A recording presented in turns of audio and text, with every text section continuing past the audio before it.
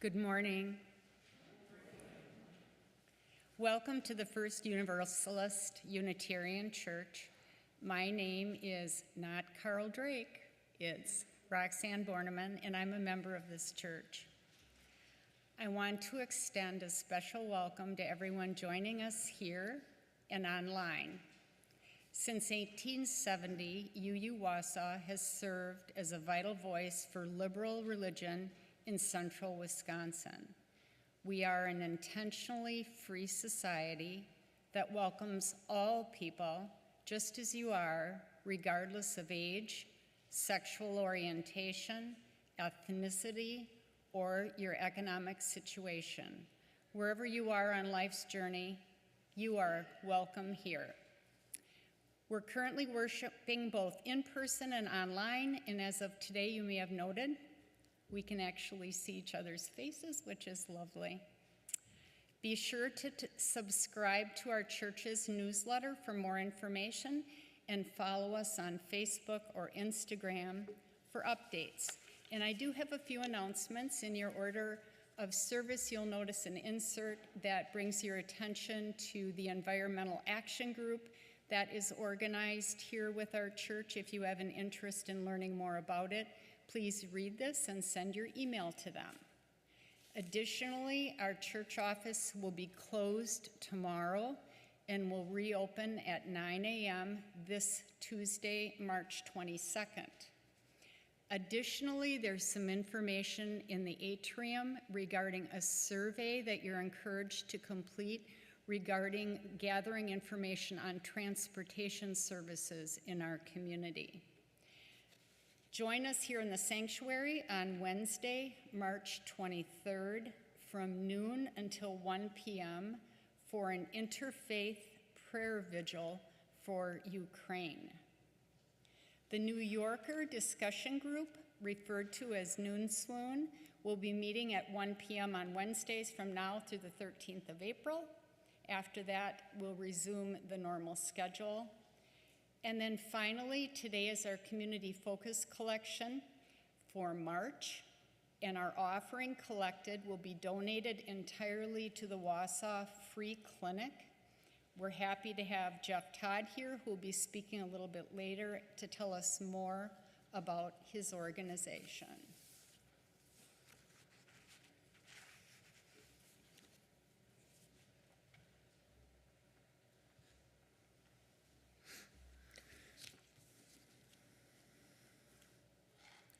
This really is a special first day of spring.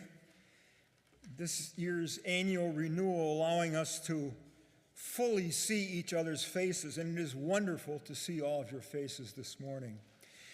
For a call to worship, I share these words of Teresa Cooley, a UU minister. In this time of anticipated spring, let us allow ourselves to extend the anticipation, to value the time of budding before blooming, of seeding before sprouting. This is a time of revelation, the revealing of that which is eternal, which we see every year, but still need to be reminded to see it in a new way. There is also the revelation of that which is new. Every spring we encounter something never seen before. It is the very newness which embodies hope and potential for the wholeness which is yet to be. Let us allow spring to unfold slowly so that we may appreciate the true mystery of rebirth and renewal. And I ask you to join with me in our chalice lighting, as our chalice flames and crackles next to me. It's a different chalice lighting this morning. I decided to change it up a little bit because of this special day. So please join me in these words. The hours of day and night are in balance. In honor of earth-centered traditions that celebrate this time of year, we observe that the flaming chalice holds the elements of the four directions: earth, air, fire, water, the lamp oil, the air that feeds the flame, the fire we light, and the chalice itself, the cup, the symbol of water. We light our chalice and reflect on the balance we seek in our lives, the balance we seek in our hearts, the balance we seek in the world. And now I ask you to rise as you're able and join in the singing of our gathering hymn, number 38, Morning Has Broken.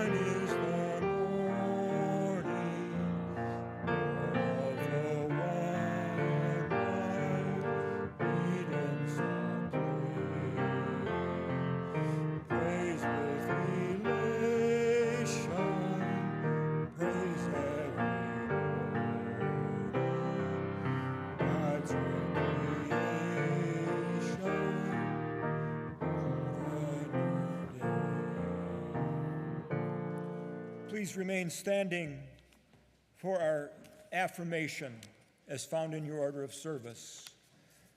Love is the doctrine of this church. The quest of truth is its sacrament, and service is its prayer. To dwell together in peace, to seek knowledge and freedom, to serve human need, to the end that all souls shall grow into harmony with the divine. Thus do we covenant with each other. And our doxology.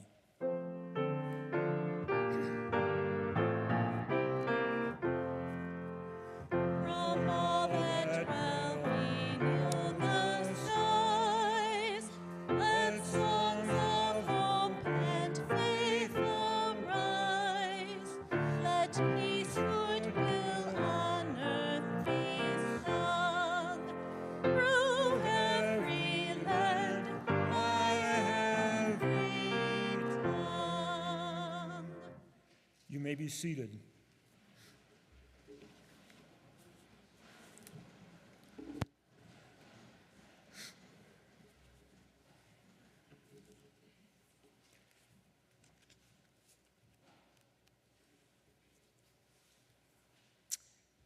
Now, as superheroes seem all the rage these days, I decided to channel two for today's story for the ages. But before introducing them, a little geography lesson. Russ, hopefully you'll appreciate this, on where the story takes place. The Great Basin takes up a significant part of California, Oregon, Idaho, Utah, and almost all of Nevada. And what once was wetlands before continental plates shifted is now the largest cold desert in North America. Commonly referred to as the Big Empty, what little rain falls there is trapped, thus the name basin, in saline lakes, or it drains into part soil, or it just evaporates in the heat. None of it ever makes it to an ocean. And not surprisingly, Nevada gets the least amount of rainfall of any state in the Union. And that's where our first superhero, Carol, a fish biologist with the Federal Bureau of Land Management, qualified for hero status. Now, being a fish biologist in the middle of bone-dry desert land seems like a professional mismatch.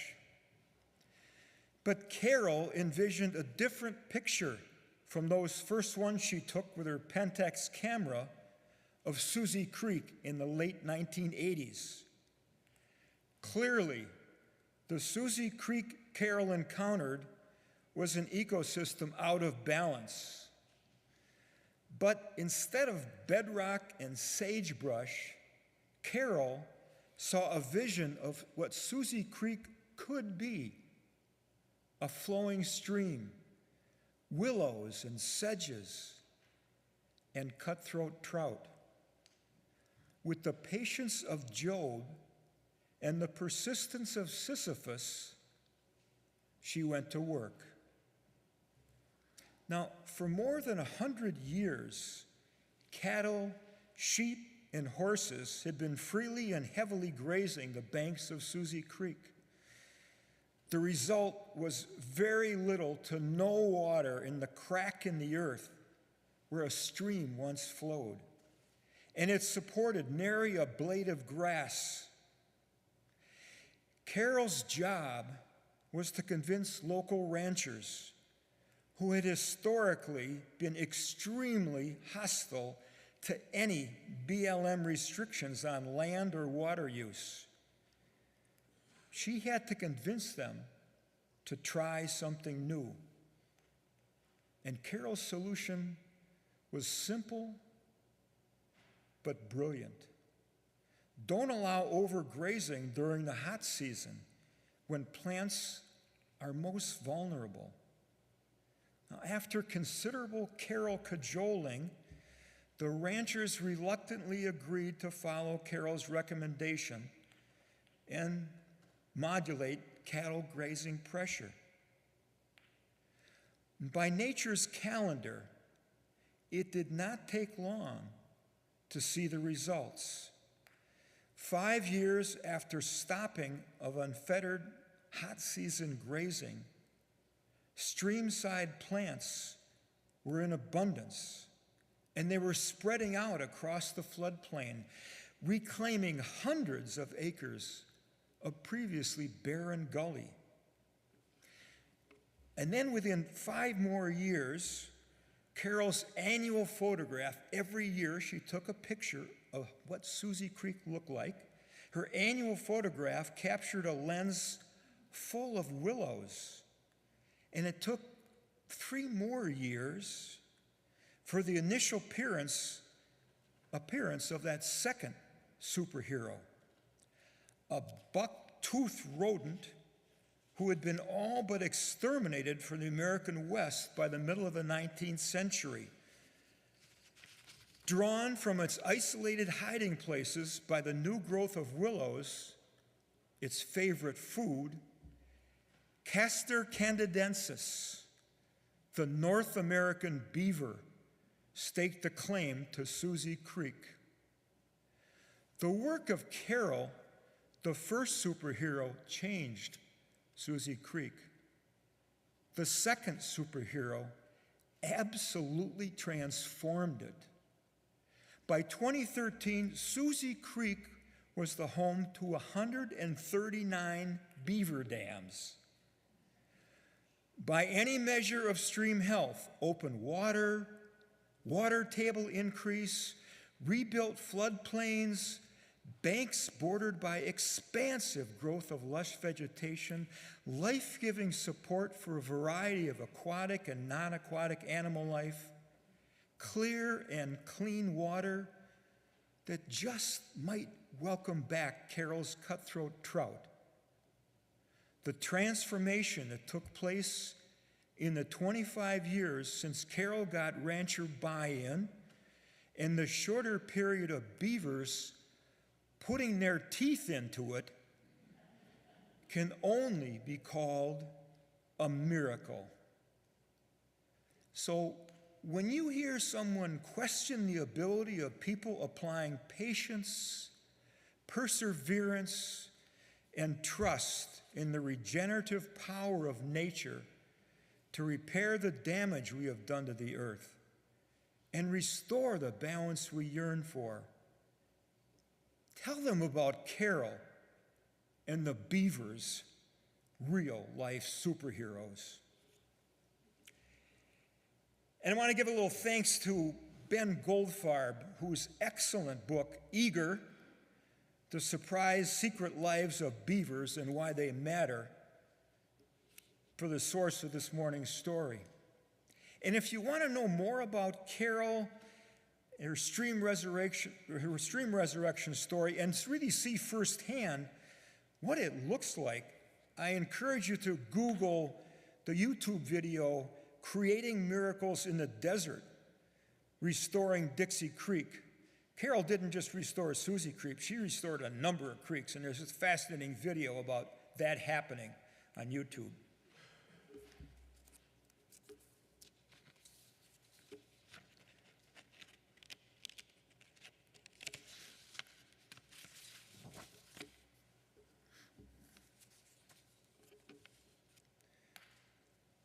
Now, if you look in your order of service, you'll notice it doesn't say children's song, it says song for all people, because I thought children were not going to be here today.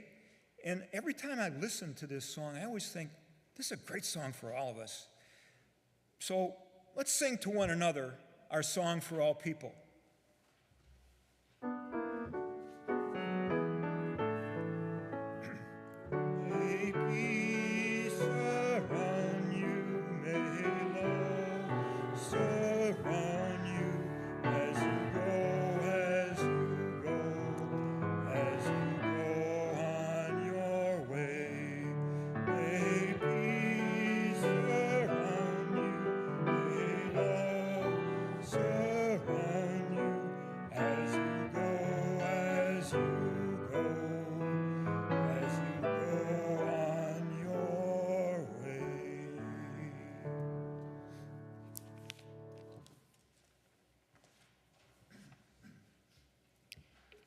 I think patience, perseverance, and trust exemplify our next guest speaker, who is here today for our community collection. Jeff Todd is one of the original founders of the Wausau Free Clinic, and I'd like to invite him to come on up and talk about the great positive work that is going on here in our community. Welcome, Jeff.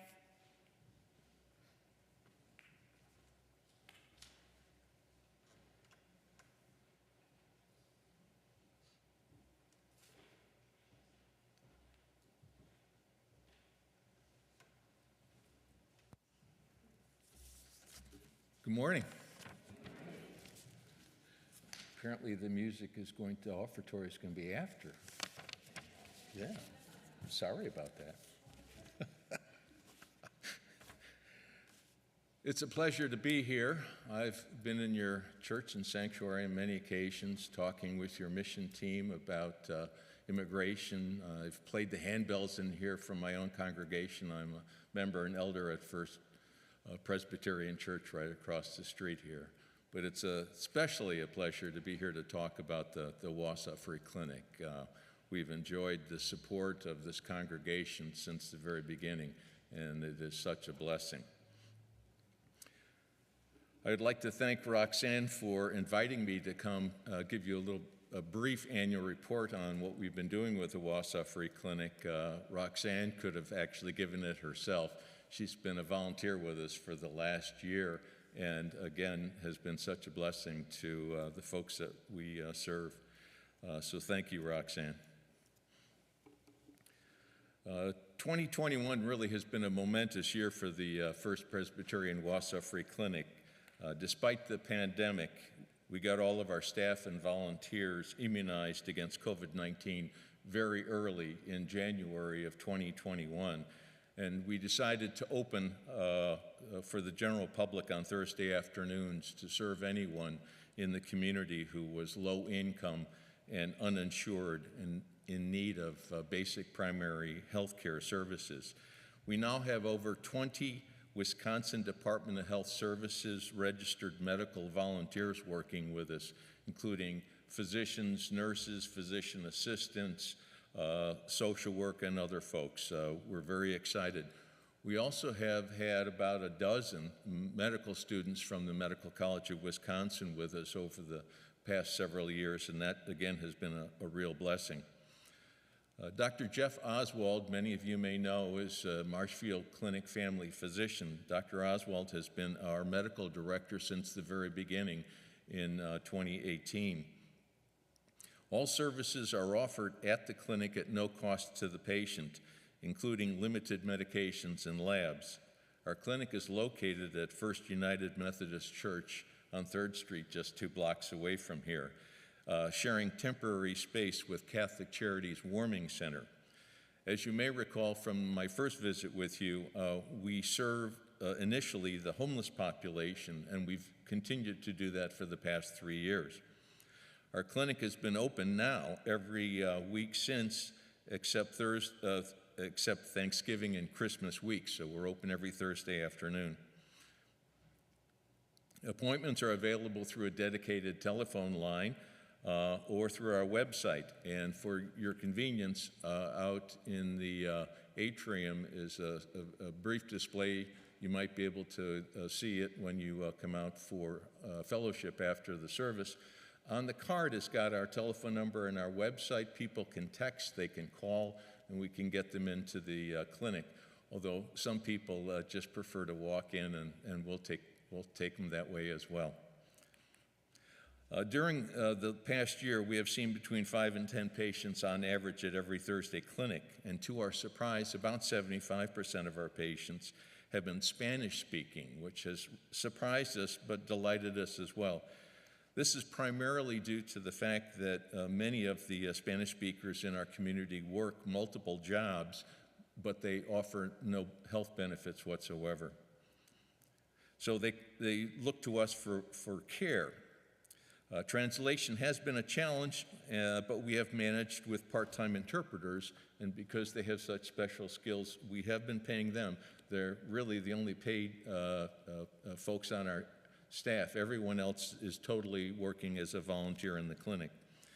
As the pandemic subsides and word of mouth increases, we expect that our patient panel is going to increase. It now numbers in the hundreds, but we do expect, knowing how many uninsured low-income people we have in our community, that we will easily reach a patient panel of over 1,000 fairly soon and in short order as word of mouth spreads. We received a grant last year from the Department of Health Services to help underwrite some of our clinic expenses, and we will continue to pursue outside sources of funding, such as the Impact 100 Greater Wausau grant, which we just applied for 2 weeks ago. We've also received support from the Greenheck Foundation and the Community Foundation of North Central Wisconsin, and we will continue to look to that. As I mentioned, all of our staff are volunteers, and our primary costs are associated with the rent, office and medical supplies, pharmaceutical products, printing, advertising, and related expenses. And these items are what we will devote the community focus collection from today with great appreciation and gratitude for your support and generosity. We also recently were adopted by Thrivent, who provided support and donated medical supplies, and I know this congregation participated in that, as well as First United and First Presbyterian. We've also been very lucky to be able to get Vista and AmeriCorps volunteers working with us through various organizations. Dr. Jennifer Benares, a trained physician from the Philippines, worked with us for an entire year helping us get organized administratively.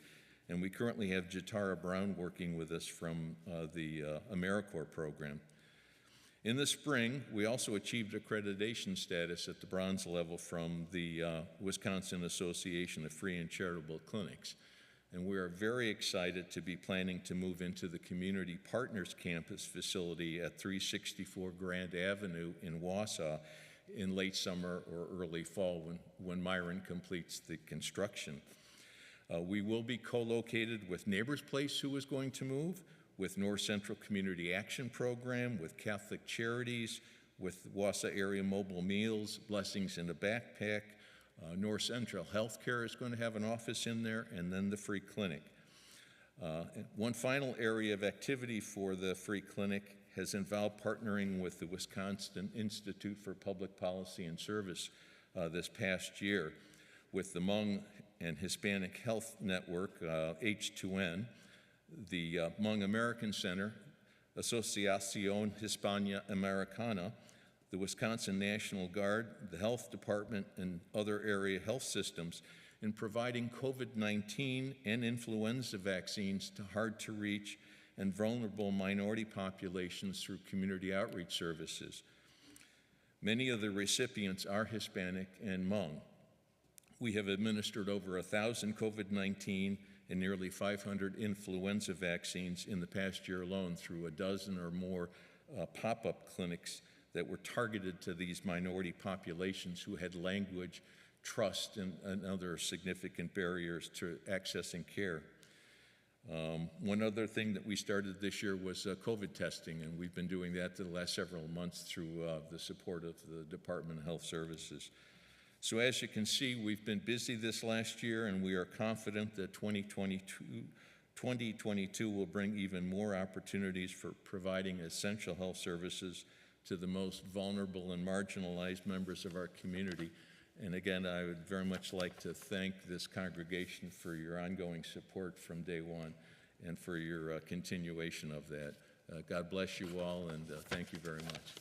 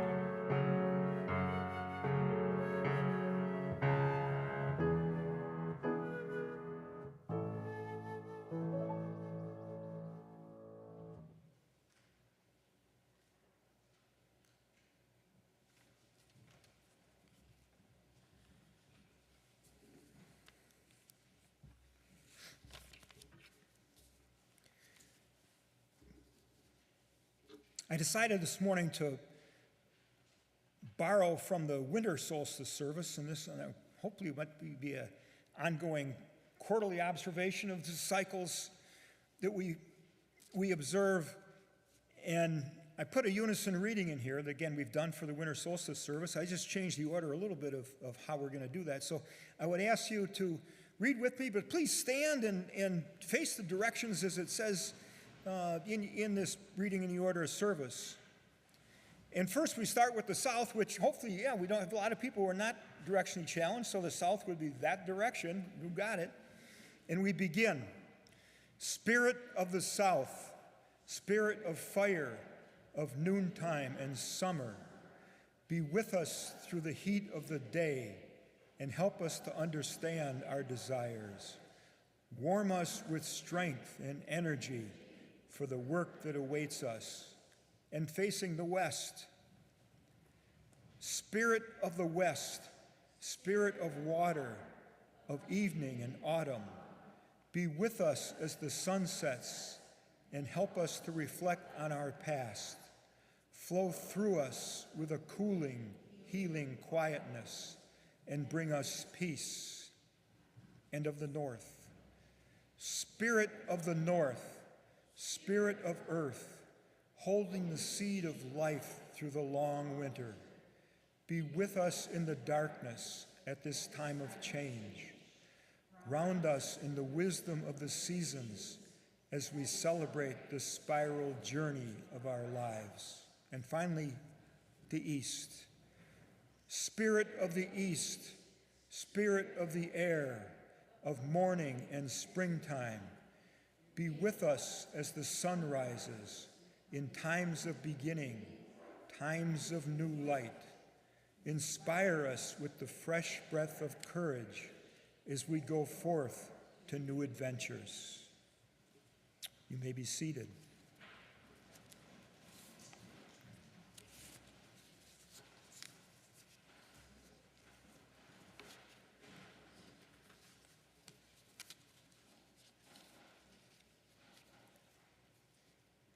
I ask you to enter into an attitude of meditation as I share the words of Thomas Rhodes in his meditation on the equinox. Over our heads, the great wheel of stars shifts. The spring equinox manifests itself, and for one precious instant, darkness and light exist in balanced proportion to one another. Within our minds, the great web of neurons shifts. New consciousness arises, and for one precious instant, experience and meaning exist together as revelation and epiphany. Within our hearts, the great rhythms of our lives shifts. A new way of being reveals itself. And for one precious instant, the nexus of the body and the seat of the soul truly exist as one. Let us give thanks for those times in our lives when all seems in balance, for those times are rare and precious. The equinox shall pass.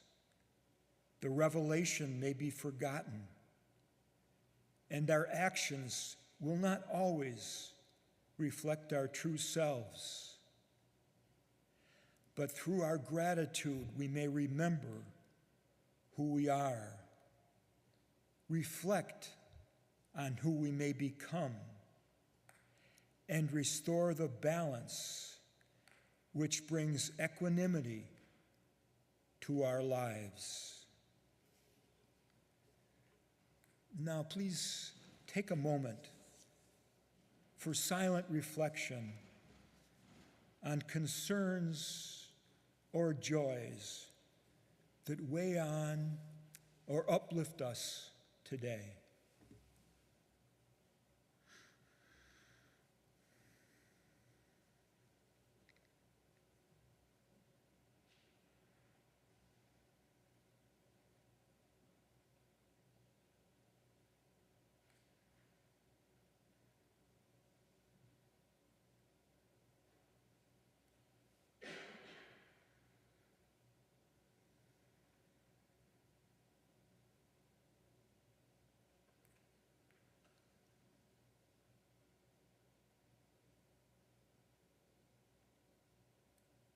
Amen. Now let's join together in our meditation hymn, number 352. You may remain seated.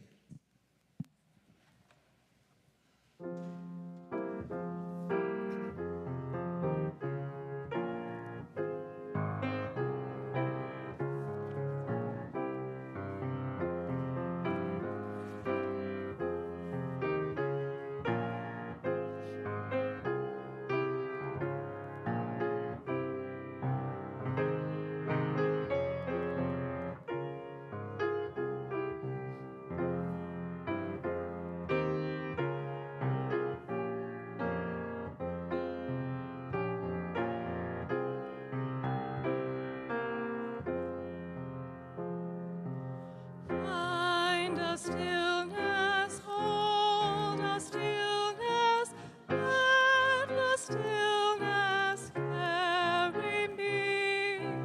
Find the silence, hold the silence, let the silence carry me. In the Spirit, by the Spirit, with the Spirit giving power, I will find true harmony.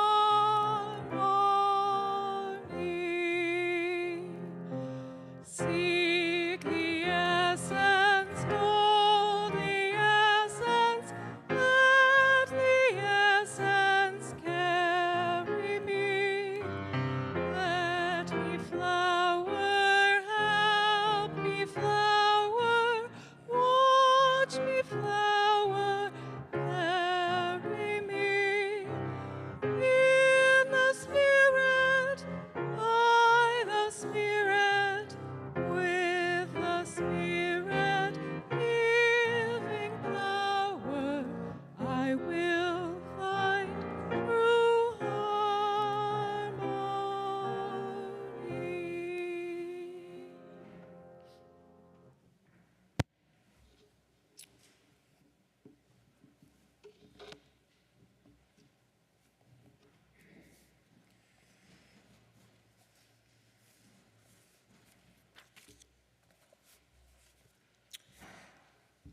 For the first reading this morning, I went to Robin Wall Kimmerer's Braiding Sweetgrass that I'm sure many of you have read.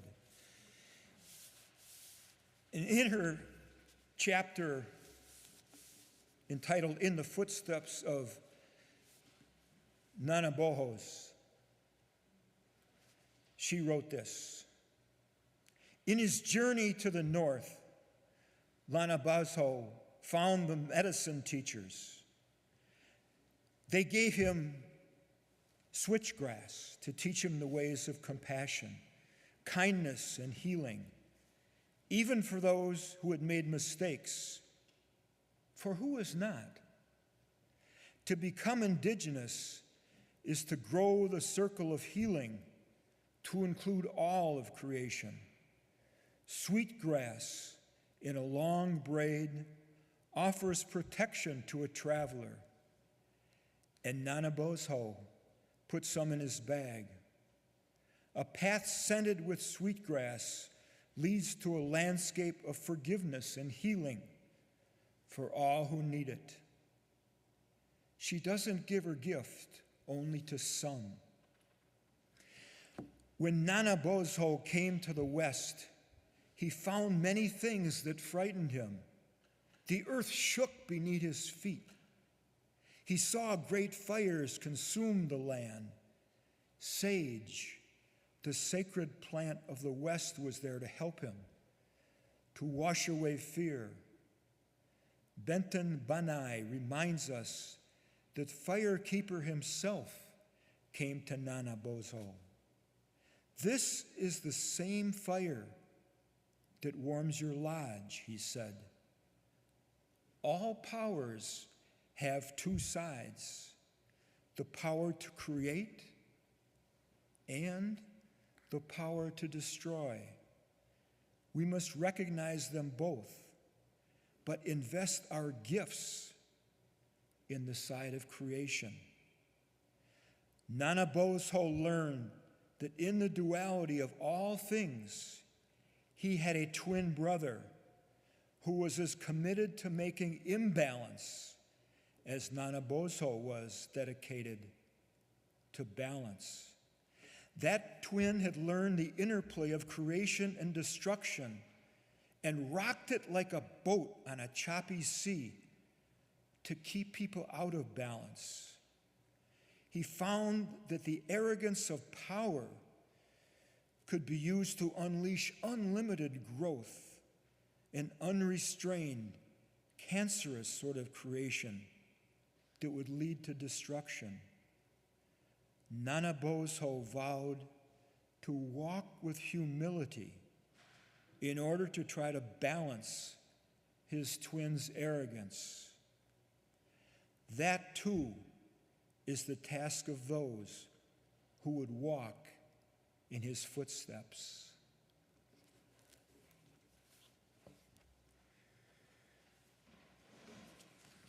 And a second reading.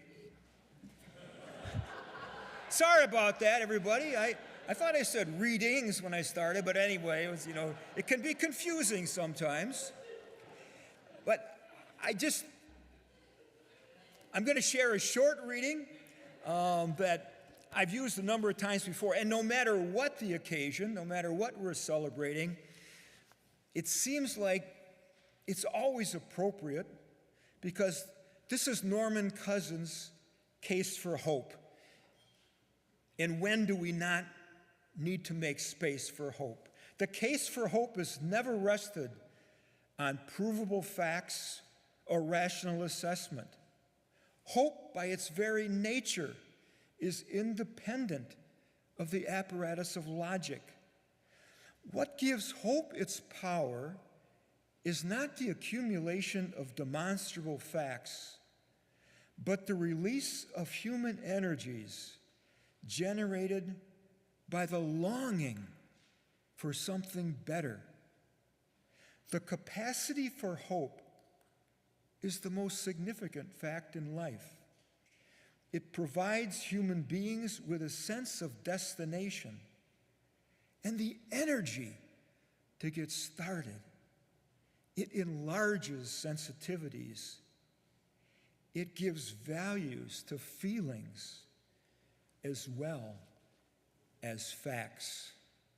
Friends, please come forward.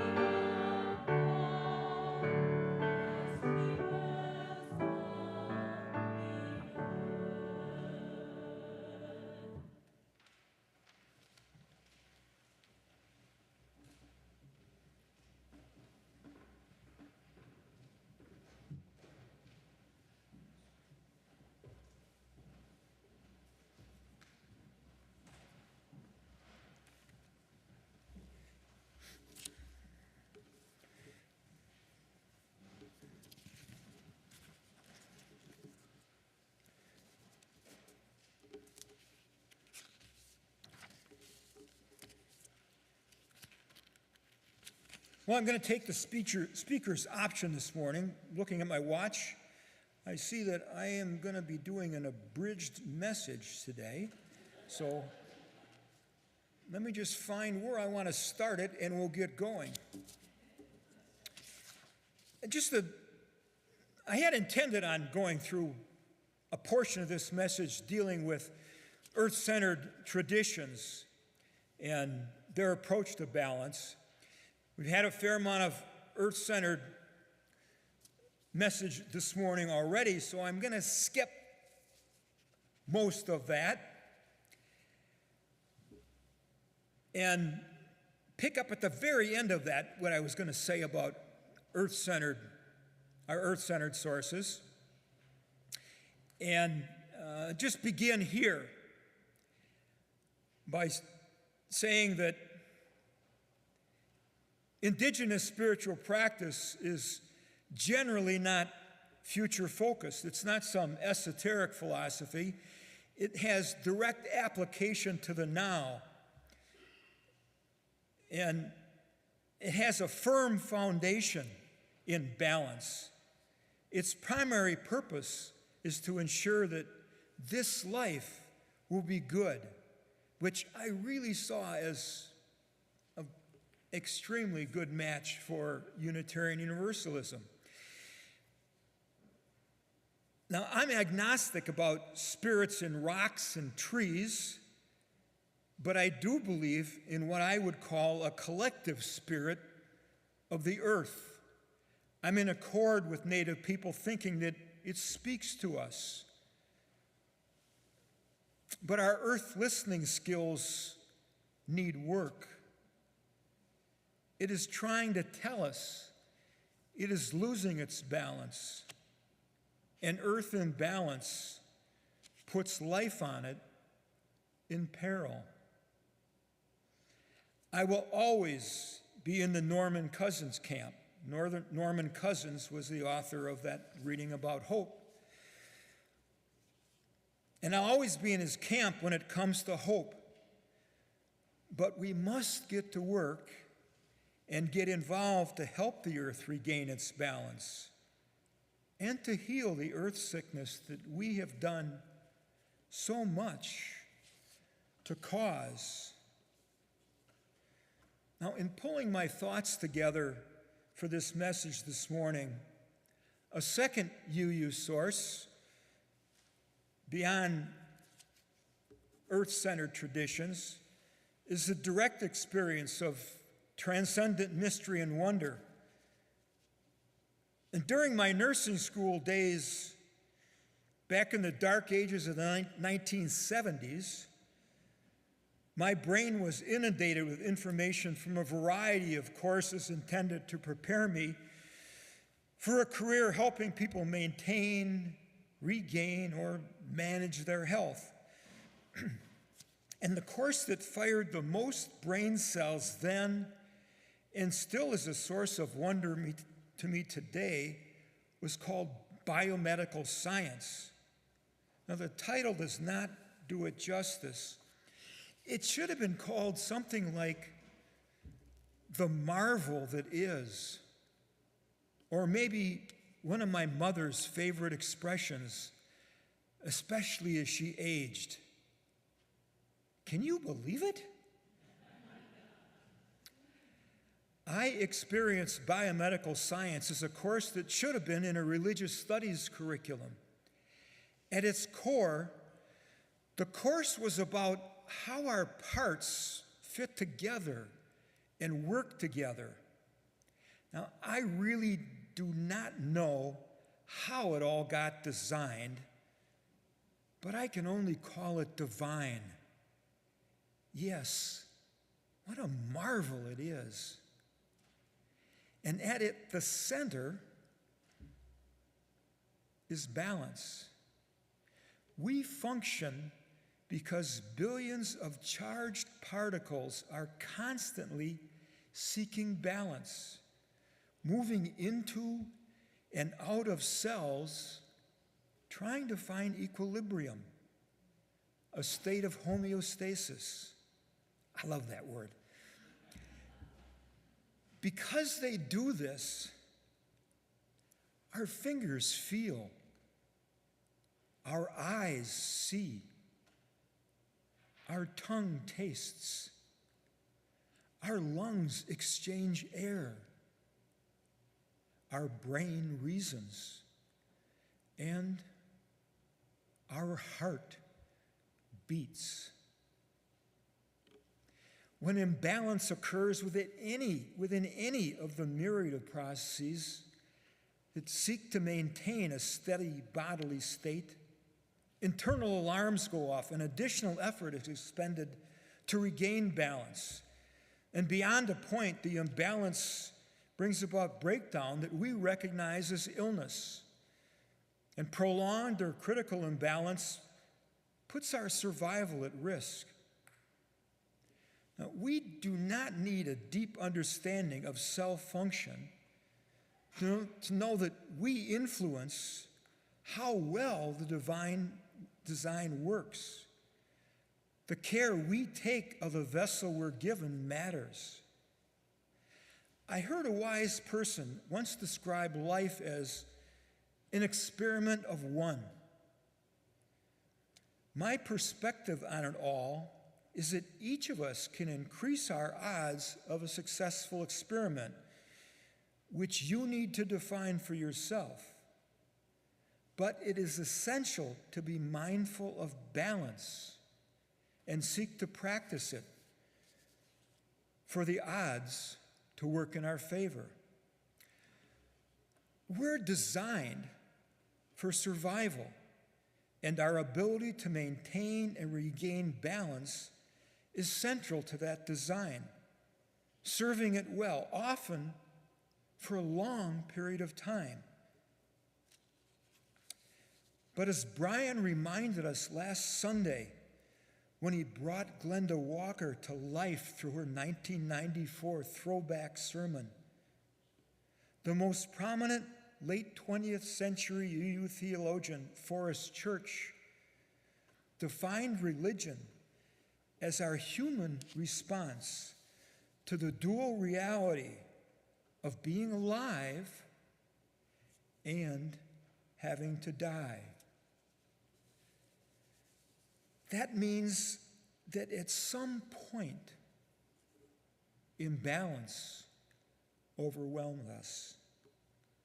Regardless of how mindful we are and how well we practice, we cannot escape the reality that eventually our bodies will be unable to maintain balance. We live most of our life with a barely visible final horizon stretched out at great distance from us. But each of us will face a time when our vision shifts from a far horizon to one that is clear and close. It is then that we transition our seeking, hopefully finding comfort in a grateful heart for the balance that has carried us this far. And the hope, there is always hope, that we will still find periods or moments of balance when pain eases and breathing calms. 4 days ago, the oldest living member of our church family reached her final horizon. After 99 years and 9 months of spreading sunshine, Elnora Beekler let go of her corporal balance for the last time. The freeing of the atoms that had been on loan to her for so long touches many of us deeply. And while it may be difficult for us to see it right now, balance still reigns in the universe. All is well. Elnora, some of those atoms are among us today, bringing smiles to our faces and gladness to our hearts. We are steadied by the knowledge that your spirit will always have a seat in your pew at the rear of this sanctuary.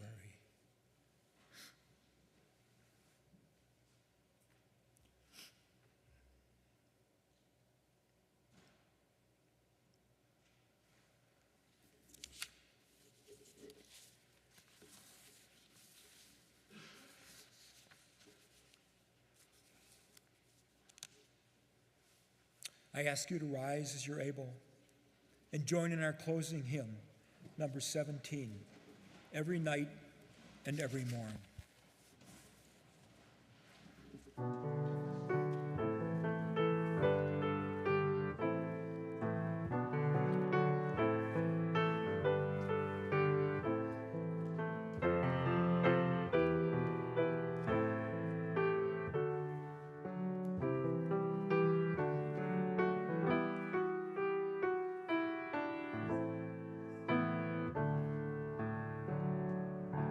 Every night and every morn, some to misery are born.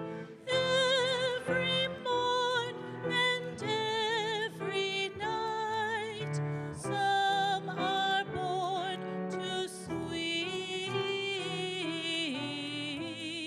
delight.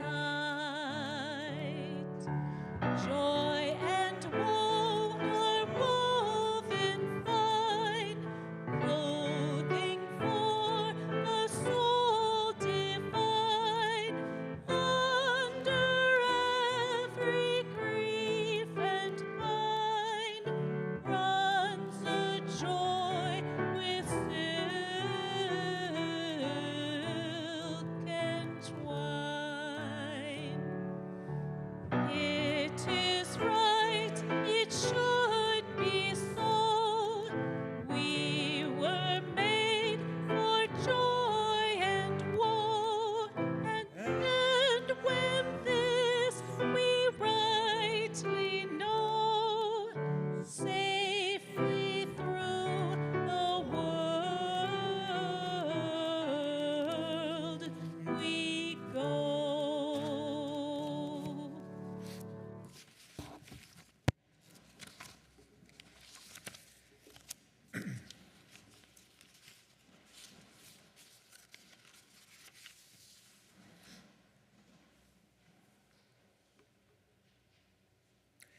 May we depart today walking with humility in the footsteps of Nana Bozo, seeking harmony and balance.